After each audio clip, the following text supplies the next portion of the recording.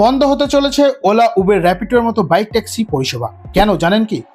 হ্যাঁ, অ্যাপ ক্যাবের যুগে এই খবর সত্যিই হৃদয় বিদারক। প্রতিদিন কর্মসংস্থান থেকে বাড়ি, আবার বাড়ি থেকে প্রয়োজনীয় গন্তব্য, দুঃসময়ের সঙ্গে এই অ্যাপ ক্যাবগুলি এবার বন্ধ হতে চলেছে। আগামী 6 সপ্তাহের মধ্যে এই পরিষেবা বন্ধ করার নির্দেশ দিয়েছে হাইকোর্ট। তাহলে এবার কি হবে নিত্যযাত্রীদের? কর্ণাটক হাইকোর্টের তরফে অ্যাপ সংস্থাগুলিকে বাইক ট্যাক্সি পরিষেবা বন্ধ করার নির্দেশ দেওয়া হয়েছে।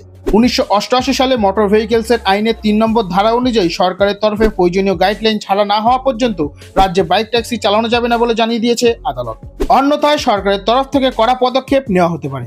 আদালত স্পষ্ট করে জানিয়ে দিয়েছে, ওলা, উবের, র্যাপিডো সহ অন্যান্য বাইক ট্যাক্সি পরিষেবা যাতে দ্রুত বন্ধ হয় তা নিশ্চিত করার দায়িত্ব সরকারের।